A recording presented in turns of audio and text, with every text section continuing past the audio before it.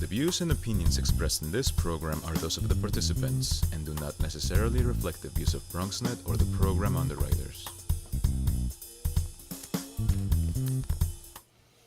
And hello and welcome to Open, the show that opens the Bronx and the rest of the world right to you. I'm your host, Daren Jaime. Today we're going to update you on what's happening in and around our borough. Coming up on today's show, we'll update you on the latest in politics. Afterwards, following the shocking murder of a Bronx teenager, Lisandro Jr. Guzman Feliz, outside a bodega, politicians are introducing legislation requiring small businesses to protect young children in their community.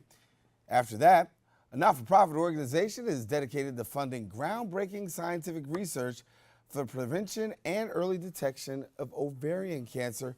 We'll give you a little bit more about that a little later on in the show. And then, as domestic violence continues to rise, today we're going to talk to an expert on how to prevent this from happening. All this and much more is heading your way, so we encourage you to stay with us because right now we're officially open.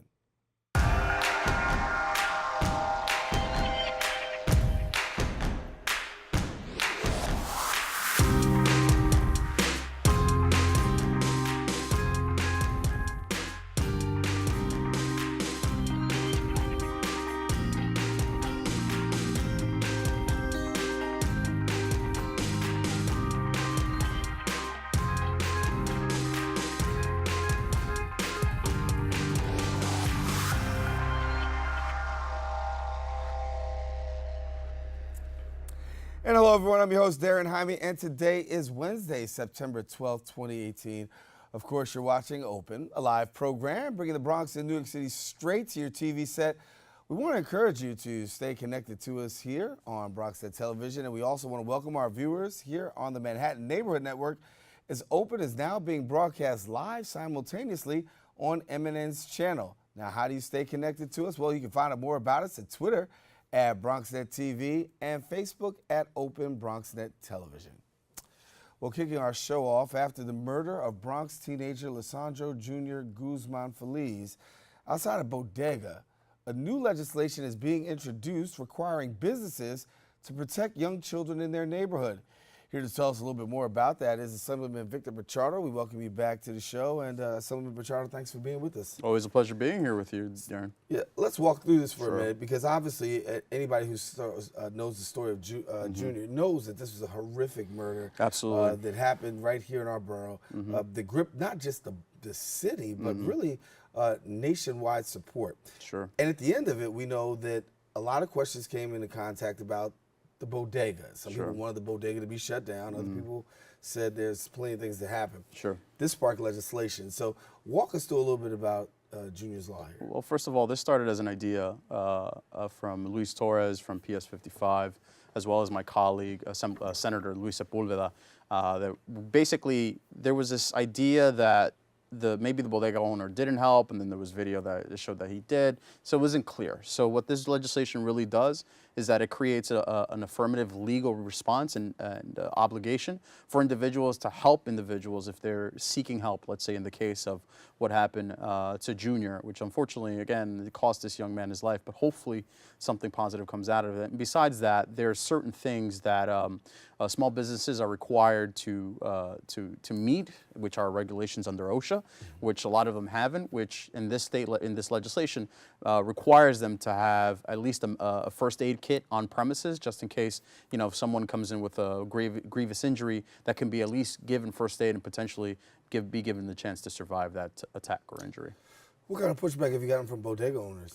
Actually, you know, it's mixed, but most of them want to be part of the solution. They want to be part and engage in the conversations in making sure that, because they understand that if they have a safe environment to operate in, that their owners and their members can make a decent profit. And again, these bodegas are synonymous with our communities. So, you know, it's a community solution to an issue that has plagued our communities for generations. And for them to be involved in it, they do they want to make sure that they're not singled out in the issue, but they want to be part of the solution to this. And I think that there have been some positive conversations happening in the last couple of months. So walk us through a little bit more of the legislation Sure. itself. What does it actually call for? So again, the important thing is that it creates an affirmative legal obligation for anybody if they run into your store, your sneaker store, your bodega, or whatever, that if they're asking for help, that you need to at least call 911 at the very minimum. So that clarifies any sort of any not kind of weird vagaries in the law or vagaries in terms of obligation. So a person has to at least make the effort of calling help or getting help. The quickest way is dialing 911.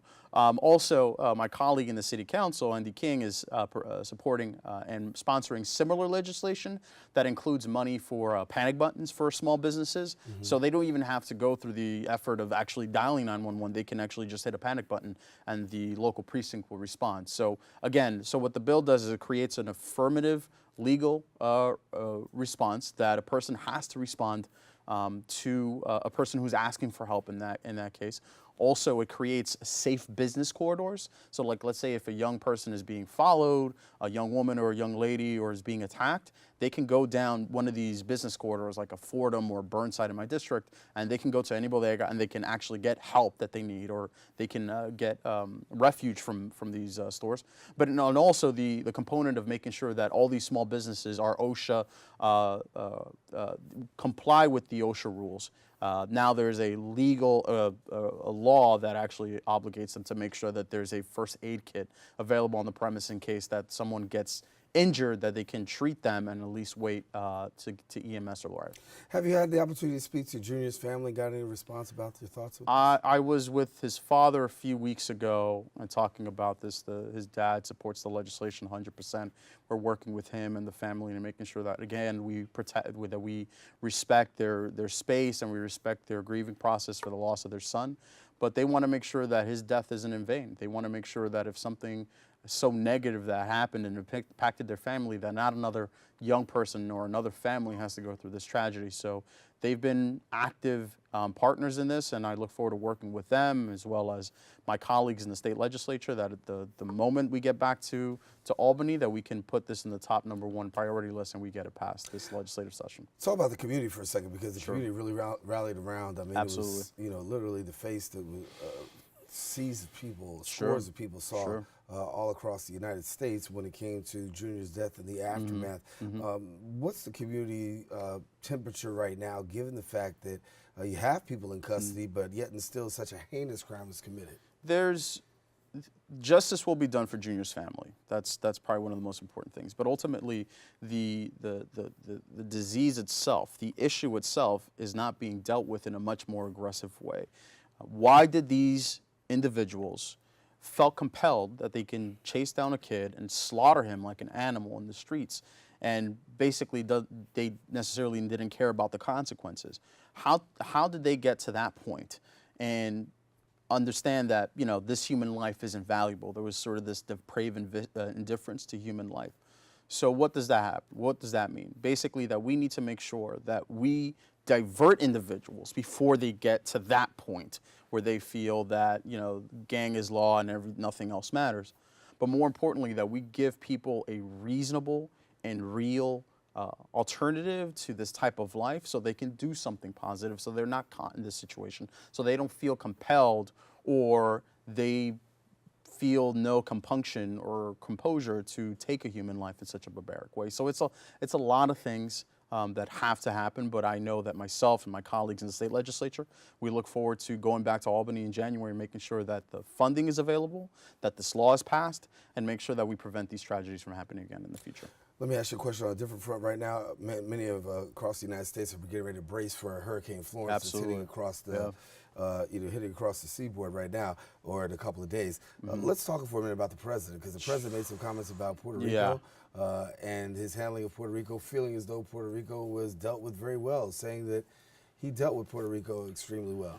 Well, because this is a family-friendly program, I'll refrain from using certain language about the president. I think the president shows time and time and again he is incompetent, He is uncaring, and particularly for communities of color, he doesn't really care. It's about his ego, it's about his perception.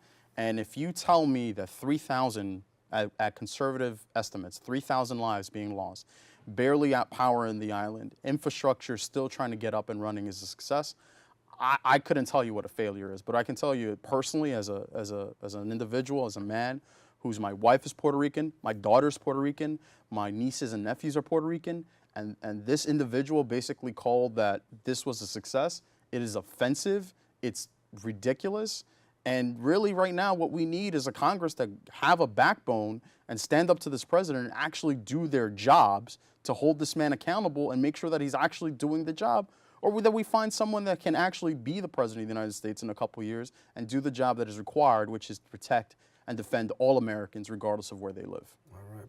Well, Assemblyman Victor Pichardo from the 86th Assembly District coming here to talk a little bit about Junior's Law. Got that in there. Thank you so much for sharing. Now, talk to us about the legislation. You guys go back in January, right, before we get out of here. Absolutely. It goes back in January. Are you confident that it'll hit the table and move forward rather quickly? Absolutely. I've been having conversations again with Senator Sepulveda, who's leading the charge in the upper chamber, myself. I've spoken to many of my colleagues who are signing on immediately as co-sponsors, and we're going to sit down with the Speaker very soon, and hopefully during the legislative and the budget process, that not only do we pass the law, but we include funding for certain programs and anti-gang initiatives in the state budget, so that we prevent these tragedies from happening and make sure that we pass this law. All right, Assemblyman Pichardo, thank you so much for coming with being here with us. Always a pleasure, Daren. Assemblyman Victor Pichardo here with us here on Open. Now, we do have more news, and we got to take a quick break. More people to introduce to you, so you just got to stay with us. I should say we'll be right back with more Open coming up in a few.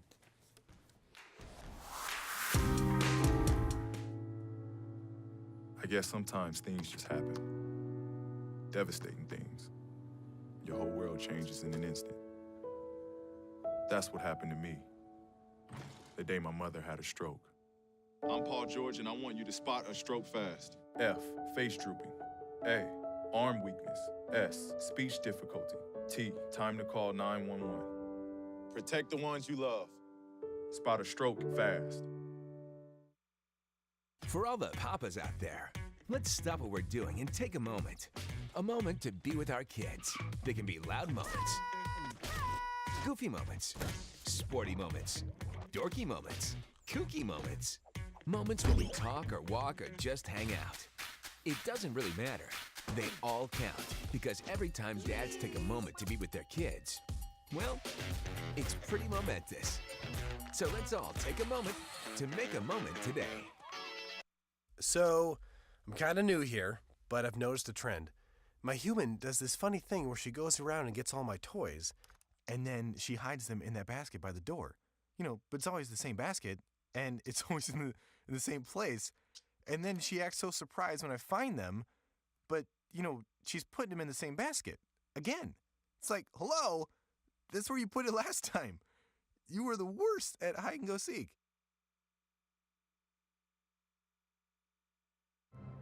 Behold, the angry giant. Behold, the angry giant. Behold, the angry giant. Behold, the angry giant. It only takes a moment to make a moment. Take time to be a dad today. Well, yesterday was September 11th, and all across New York and across the United States, we took time to remember those who were victims of the September 11th tragedy. Now, you do understand September 11th, usually here in New York, falls on a Tuesday. That's usually associated with Primary Day, but in honor of September 11th, Primary Day has moved now to September 13th here in New York, and there's no campaigning, there's nothing going on the 11th. But today, candidates are back on the grind. We want to talk a little bit about what's happening in the world of politics. And joining us now via phone, we're pleased to have Mikhael Benjamin. And Mikhael Benjamin is the associate editorial page editor from the New York Post. And you see him here on Open, hashed it out with us before. Mikhael, good to have you. Thank you, Daren. Good to be on with you. Hey, good. Let's talk about this here as we talk about September 13th, primary day, a big day here in New York. And let's talk a little bit about the race for governor for a second. Governor Andrew Cuomo, of course, the incumbent, Cynthia Nixon making her voice heard. But anything that we can expect out of this race? Other than the fact that they're looking for a higher than usual turnout in New York City, the governor's really pushing for big turnout numbers for himself. He wants to defeat Miss Nixon with a big mandate within the Democratic Party. She's the voice of the rising progressive movement in New York Democratic state politics. The polls show him with at least a 40-point lead, but polls have been wrong in some major local contests. And so he doesn't want to be surprised, and he's pulling out all the stops. And they've now been accused of dirty tricks and trying to paint her as an anti-Semite and anti-Israel, and using state resources to promote his campaign. So he's facing that in the final days of election. Instead of discussing policies, it's now about character and dirty tricks. Yeah, all the time we find out about the character assassinations and the things that are being thrown out there that sometimes we don't even get a chance to talk about the issues because we have spent too much time talking about character. Let me move a little bit further to the lieutenant governor's race. Of course, that race a lot of people are paying particular attention to as current incumbent Lieutenant Governor Kathy Hochul is facing strong opposition from Jumaane Williams. Any chance that Jumaane Williams has a chance for an upset? I don't know. I wouldn't think so, only because the party apparatus is behind Hochul. And Jumaane is well known in New York City, but I don't think that translates into votes in many of the upstate counties. You have minority sections of Buffalo and Rochester that might vote for him. That doesn't mean that it's enough to overwhelm Hochul. I think if there were a third candidate in the race, lieutenant governor, Jumaane might have had a bigger chance at an upset. But we won't know until 11 o'clock midnight on Thursday. Yeah, I think a lot of us are going to be glued to the screen for 11 o'clock, 12 o'clock midnight on Thursday looking for the results of the primary. Another race that we want to talk about is the race for New York State Attorney General. You've got several candidates that are in that race as well. Zephyr Teachout getting a couple of endorsements. Letitia James, the New York City public advocate, and Alicia Eve also in that race, along with Congressman Maloney. How do we see this playing out? I see Tish James pulling it out. It is a multi-person race. I think she has the edge. I think Sean Patrick Maloney, the congressman, will cancel out Zephyr Teachout. And I think that all the polls are showing that Miss Eve is trailing way behind at around 3% in the polls. Again, I think Tish James pulls it out. Sean Patrick Maloney and he and Teachout, I think, will cancel each other out. And then there's a segment of voters who don't like the fact that Congressman Maloney is running for two offices at the same time. Right, but what do you make of the whole conversation? Because there's a conversation that's being had that when you look at Letitia James, that it's much of the same because she represents the establishment, and you need somebody that's going to have to deal with the whole corruption issue coming out of New York State.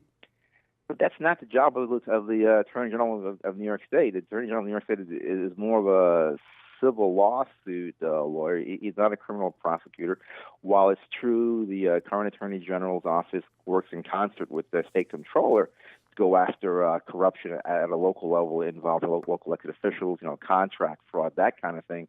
But it's really difficult for them to set up an integrity unit to go after the legislature with whom they're a co-equal branch of government and they have to work with. It's unfortunate, but it's not within their portfolio, and neither is challenging President Donald Trump or the federal government unless it has an adverse impact on the state and state policy. Really would be nice if they talked about their other role, which is to enforce charity registration to make sure that New Yorkers aren't ripped off by charity. The charities make the proper filing, including the Trump Foundation, who the previous Attorney General Schneiderman determined was not doing everything by the books. Yeah, we talked about we talked in previous conversations and interviews with some of these candidates, and they did say one of the things they wanted to do was be very intentional about focusing on President Trump and some of his dealings here as his business dealings, which is his headquarters. Do you foresee any swift action coming there if any of these one people are elected? No, I think they're going to fulfill their duties, and they're going to go after their Thomases. They're going to go after the president, his foundation. I mean, to me, they're going to do the same thing that many Republican state attorney generals did when Obama was president, in opposing his policies and going to state and federal court to try to block him, whether it's on the Affordable Care Act or other initiatives that President Obama and his administration had proposed that some people thought was good for the nation, but some Republicans played politics and were going to try to block his policies at every turn. And now Democrats, for whatever the reason, they're doing something similar or planning something similar with Donald Trump, who has given him some reason to be in constant opposition to him.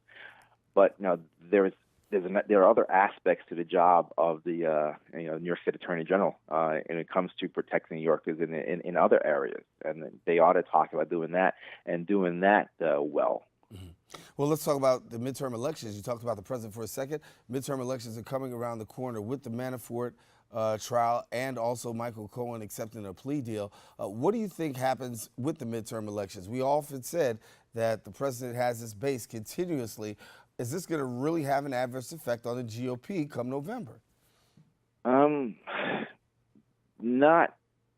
Well, in New York State, it'll probably continue and turn blue. I think some Republicans will have issues, will have problems, may not win re-election.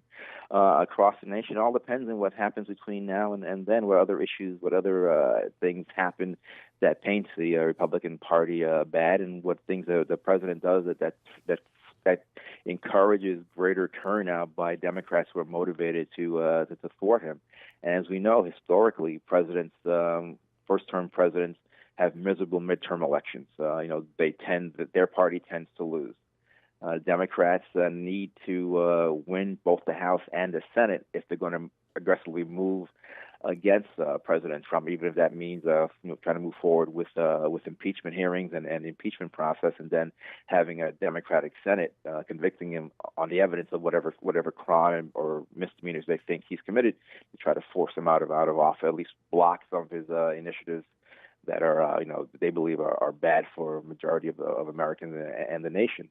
And there's no doubt that the Trump White House, it seems to be quite chaotic, and he seems quite mercurial and not having a full grasp of foreign policy and other policy initiatives, and that understanding how the office works, and his constant talk about personalizing things and going after the media, and his constant tweeting that contradicts standing U.S. policy and catches his own aides by surprise when he makes these sudden pronouncements. Does the Democratic Party have enough, I should say, to be able to take the House and or the Senate? I mean, they say yes. Yeah, it's quite possible that they can. They only have to win, I think, 25 seats in order to gain control of the House. I think they need to gain at least 5 or 6 in the Senate to have absolute control, and where they'll need Republican Senate votes to pass legislation or to block President Trump. If anything, I think Democrats win. We're going to see as much gridlock as we saw during the time where President Obama had to contend with a Republican Congress. Yeah, a lot to look forward to. Let me ask you about the president's comments. I talked to Assemblyman Pichardo just in this last segment about his comments concerning Puerto Rico. Given the fact that many of us are paying attention with all eyes on Hurricane Florence, given the fact that this hurricane is coming, a lot of people who are in Puerto Rico particularly are offended by the president's comments, talking about they've done a masterful job and a good job of handling Puerto Rico. Your take? And they should be angry at the president for his erroneous statements, his calculated misstatements, and an outright lie, as what the federal government has done. He sees every criticism of the government as a personal criticism and attack on him. So he's trying to defend his honor by claiming what, in fact, is not true. I think all, fair and unbiased assessments show that the federal government under President Trump fell down on the job when it came to responding to the crisis in Puerto Rico and even in Texas. They're still trying to recover because FEMA was not as effective as it could have been. And for the president to claim because Puerto Rico is an island, it's difficult to get to because you have to travel there by boat. I mean, that's like a third grader's discussion of how to respond to a hurricane that affected an island. It's untrue. The president basically made up an untruth, and he's trying to stick with it. But there's a great deal of pushback, and the people on the ground in Puerto Rico, they know what would happen, and other members from New York State who've been there, and they know what's happening and how slowly the recovery has been, and what the truth was when it came to the number of people who died either in the hurricane or in its aftermath. All right, well, Michael Benjamin, we got to leave it there. Thank you so much for joining us and giving us our political roundup today. Mike Benjamin, thanks a lot. All right, Darren, thank you. All righty, stay with us. We've got more show coming up right after this. Chiru has no choice. Hey, she and millions like her walk miles a day for dirty water. But together, we can end their walk by providing clean water close by. Instead of spending hours walking to get water that makes them sick, girls can be in a classroom, and moms will gain back time to care for their families. All right. Sons and daughters can grow up strong, finally free of sicknesses. It's true. When you just add water, you change a life. Learn more at worldvision.org.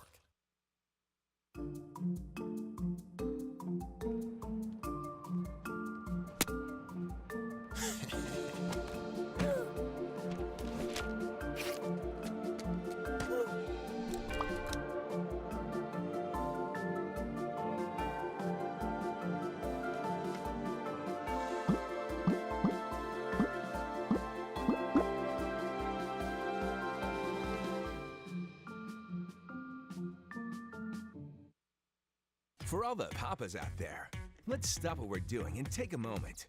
A moment to be with our kids. They can be loud moments, goofy moments, sporty moments, dorky moments, kooky moments. Moments when we talk or walk or just hang out. It doesn't really matter.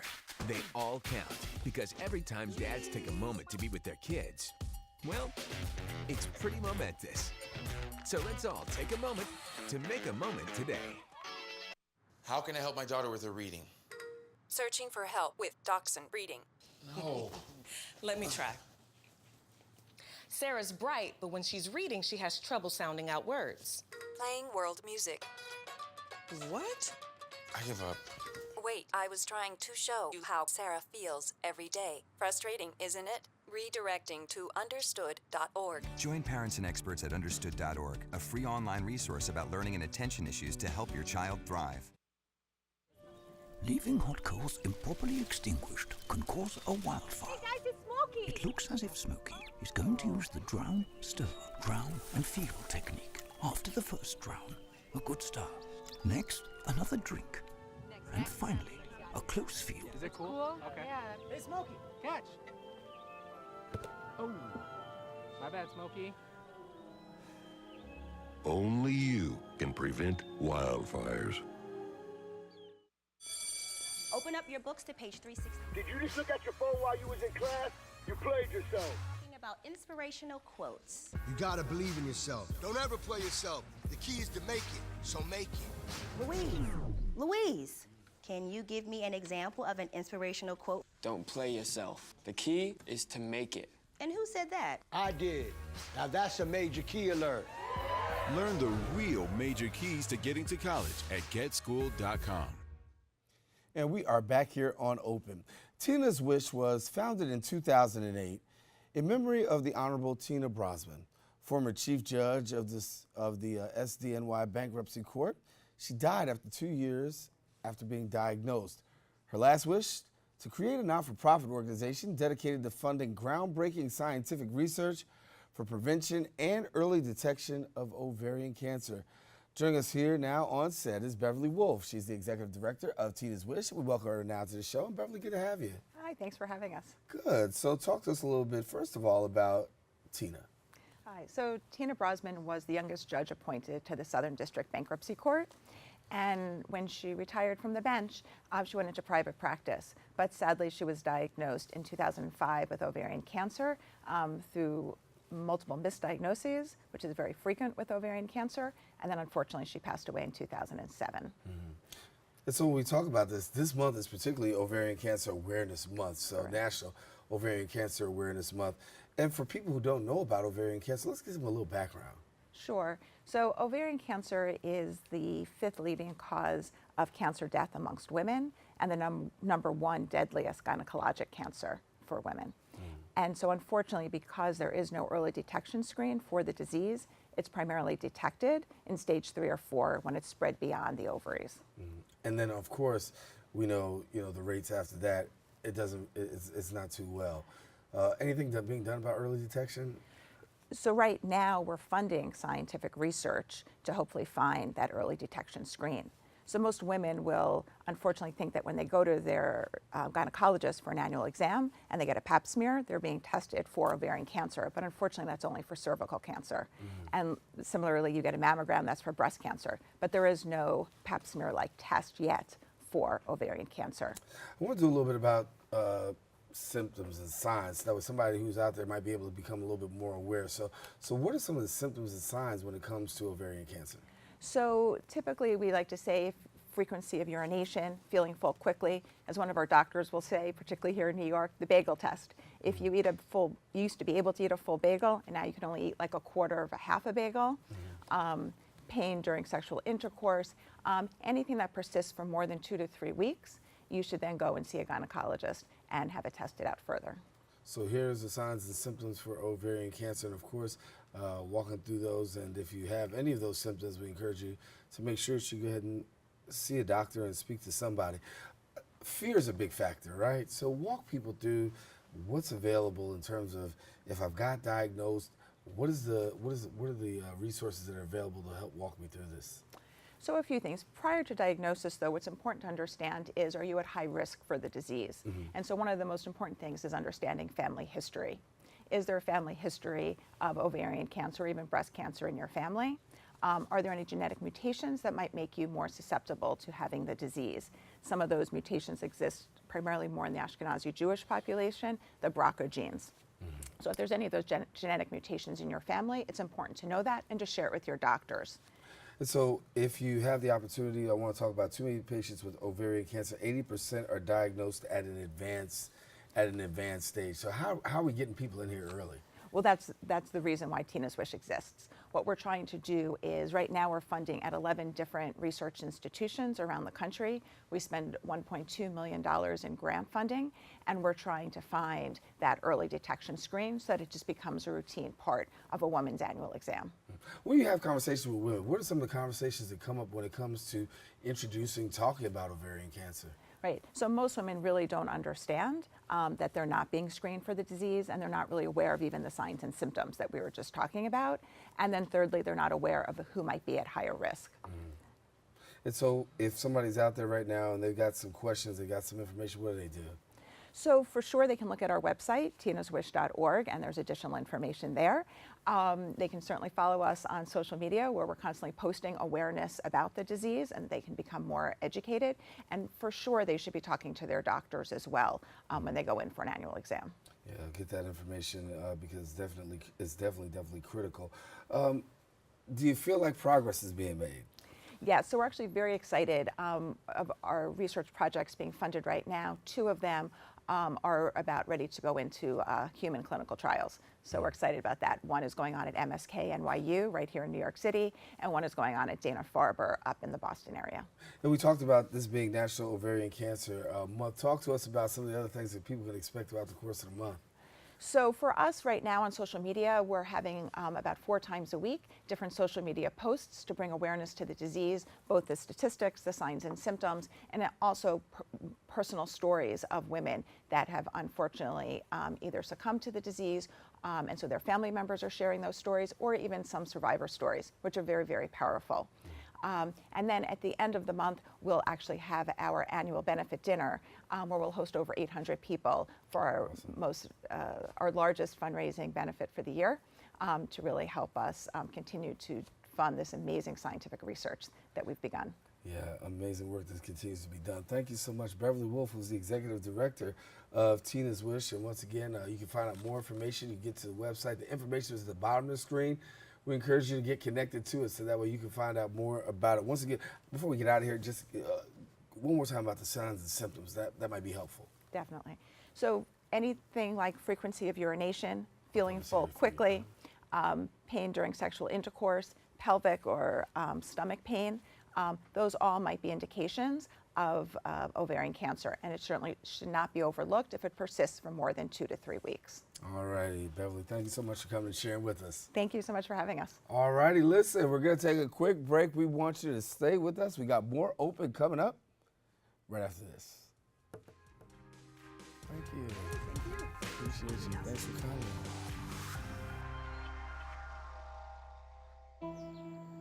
I'm only 17, but I know about investing. Believe in something, buy shares in it, watch it grow. So, what if you could invest in the future? The future of kids, like a stock.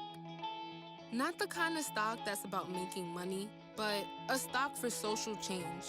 A whole new kind of investment called Better Futures. When you invest, it helps kids go to college. I could be one of the first college graduates from my family, the first philanthropist from my neighborhood. And if I'm the first, then maybe there's a second and a third. Believe in us, invest in us, watch us grow. My name is Sydney, and I'm your dividend.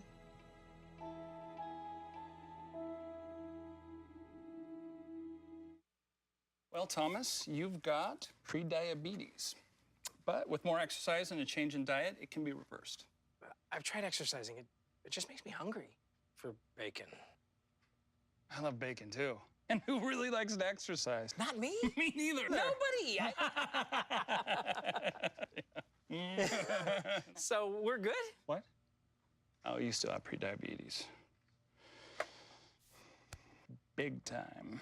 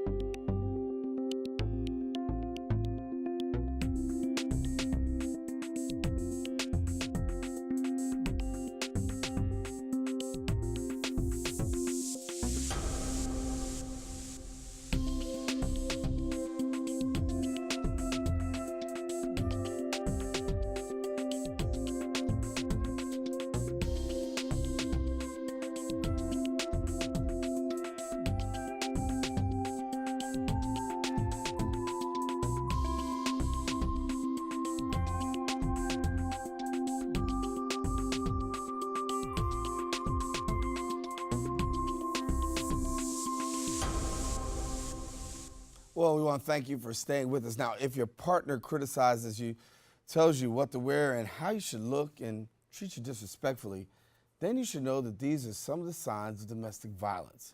Here now to share a little bit about domestic violence and domestic violence awareness month, we've got Luis Lopez, who's a therapist, and thank you so much for coming and sharing with us. No problem. Thank you for having me, Daren. This is always a good thing to be here and open. Yeah, well, we're glad that we can open up the dialogue on this conversation about domestic violence. Sadly enough, there are a lot of people in households, and domestic violence occurs, and folks don't even understand that it's domestic violence. Absolutely. Unfortunately, domestic violence is probably one of the lowest reported situations that happens. A lot of individuals only consider domestic violence when it comes to an actual physical event. But as you mentioned in the beginning of the segment, there are other things that can indicate domestic violence, such as emotional abuse, psychological abuse, even financial abuse. So those are some of the things to think about when we're thinking about domestic violence. It's one person, another way of putting it, one person has the control and the power. The other individual is sort of like powerless in the relationship, and those are some things to really consider. Right. You talked about financial abuse. That's something that's very important because there are a lot of I would say, couples, relationships where financial abuse occurs.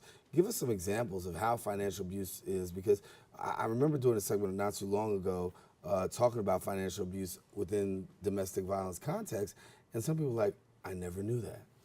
That's a good question. So typically in financial abuse, there's one person who's controlling all the money. All the money comes in, and this person is making decisions of what you can and cannot buy, how can you use the money, where can you use the money, and the other individual basically has no say. If there's a certain situation that they want to spend some money, the person that has the power and the control in that domestic violence relationship would just say straight out, no, you're not going to do that. You're just going to get what I want you to get, and this is the amount of money you're going to use, and that's it. That would be an example of what financial abuse would be. And emotional abuse, of course, we know is something a lot of people face.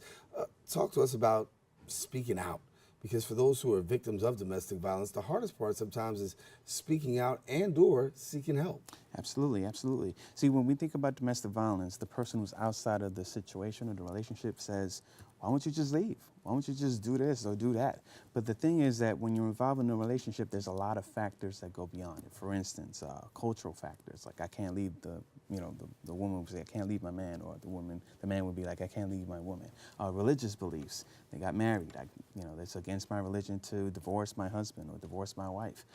There's financial situations. One spouse depends completely on the other spouse for financial assistance. If they leave, they wouldn't know how to survive. Children, they don't want to leave their children. They don't want to go through the struggles of custody battles. They don't want to go through court and everything that involves a custody battle situation. And other folks, it may seem simple, but other folks don't really want to leave because they love their partner. They just don't want their partner to behave in that way. And these are some of the factors that makes it very difficult for an individual to leave. Now, of course, it doesn't make it right. And as you mentioned, the individuals in this situation should call out for help, should seek help. There's 311 that you can call. There's, as I mentioned in the previous segment, there's counseling agencies around the neighborhood that can get you connected with companies and organizations that can help out with the domestic violence situation. One of the things to really consider is safety, right? You have to think about your safety. If you find yourself in a situation where your life may be at risk, there's certain things, certain steps that you should already have prepared beforehand to do. For example, what do I mean? Like maybe having a safety kit, like a phone number, sneakers, a cell phone, maybe a little bag of chips or something, that if you find yourself that your partner's at this situation where you're going to be harmed, you know how to get out. Right. Talk to us about helping out, because there's a lot of people who want to help out, looking on the peripheral saying, I see my friend, I see my family member. They're engaged in domestic violence. And we know the situation of, Lisa Marie Velasquez, who's a 25-year-old, and she was killed for helping out, and her body parts found, in the water. Some people feel like, I can speak up, I can help out, I can help my friend. But the reality is, for many times, that person has to make up their mind themselves. Absolutely. I absolutely agree with that. The individual that's involved in domestic violence has to take the step. Everyone else can only provide support. It's unfortunate what happened to this young lady. I know that in her heart she really wanted to help a friend, and a tragic situation happened when she reached out to try to help a friend who probably called her for assistance in this domestic violence situation. Now remember, in this key, I mentioned earlier about power and control. You would think, like, why would someone help their partner do this type of situation? And it's because probably her partner had power and control over this person, manipulated them, and probably felt fearful, needed to do these things. So going back to the question, individuals that see family members or friends involved in domestic violence, I think the best that they can do to avoid any harm to themselves is probably try to encourage them to seek help on their own, through other agencies or hotlines. What advice do you have somebody right now that may be a victim of DV and they're watching right now saying, hey, I'm going through this, I'm feeling this, I'm scared, I really just don't know what to do? Absolutely, absolutely. So if you find yourself in a situation, it's okay to reach out for help. You're not alone in the situation. A lot of people have gone through this and have been able to get out of this situation with the right help. So my recommendation would be to reach out to individuals that can actually help, organizations, 311, local clergy, There's a lot of connections out there that can really, really help. It's just a question of feeling comfortable. It's just a question of knowing when to do it. It's just a question of getting the help as soon as possible, especially if you find that you find yourself that you're at risk of being physically harmed by your partner. And oftentimes when you talk about domestic violence, you have men that are featured as, you know, the aggressor, right? Right. But we do know that in situations, it's not just men that are aggressors. This happens with both genders. Exactly. There is a low percentage, but there are situations where a woman is the aggressor. Those instances are sort of low reported, maybe because the man feels that, hey, I'm the man, I'm not supposed to be fearing my wife or something like that, or my spouse. But it does happen, and it's unfortunate as well. There has been, I think back in 2015, there was a report released by the state that there was a 3%, around that number, where homicides in New York State were because of the female partner or the partner of the man that caused that death in the domestic violence. So that's it's significant as well in this tragedy. Yeah, things really to pay attention to. Final tips you want to leave us with? At this moment, you know, you're not alone. Anyone who needs help, counseling services are excellent. That's the purpose of counseling, to help individuals in need with any life stressors, including domestic violence. And reach out. We're here to help. All right, Luis Lopez, thank you. Thank you. All righty, he's been our guest here on Open, telling you if you know someone that's suffering with domestic violence, please encourage them to get the help that they possibly can. And if you are a victim, don't be afraid to reach out. Taking a quick break. Have more Open coming up. We'll be right back in a few.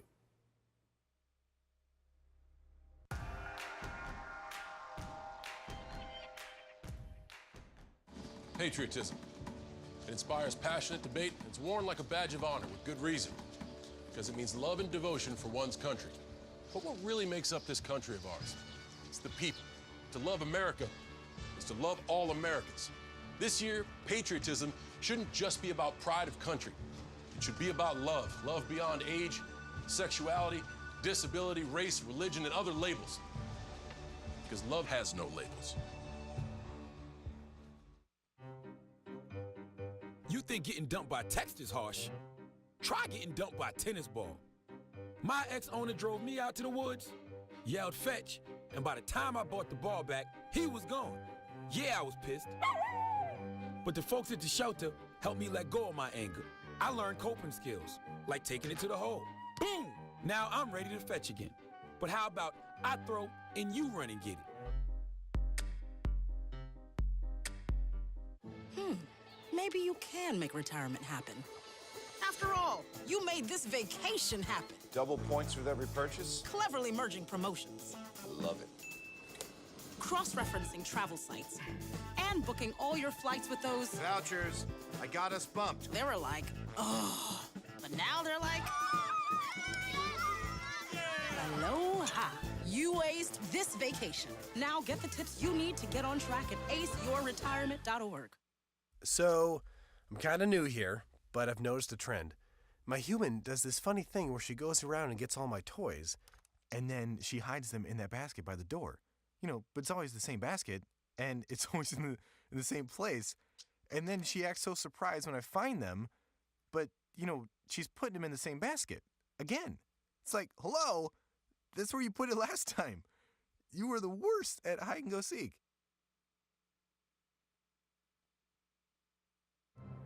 Behold, the angry giant. Behold, the angry giant. Behold, the angry giant. Behold, the angry giant. It only takes a moment to make a moment. Take time to be a dad today.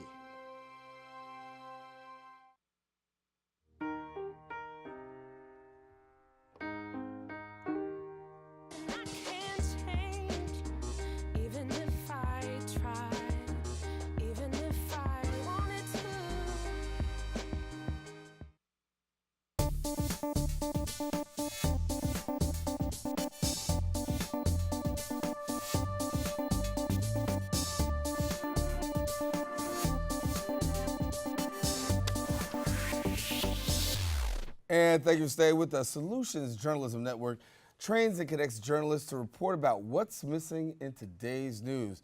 Joining us now to tell us a little bit more is Mikhael Simmonds, and we welcome you to the show, and good to have you. Thank you, thank you. So we talk about solutions journalism. Let's just get right at it. You know, nowadays we hear a lot about fake news. Yeah. And the reality is that there's not a lot of fake news. There are some places where there's a lot of fake news exists, but the truth is, getting down to real effective journalism is something that you guys are after.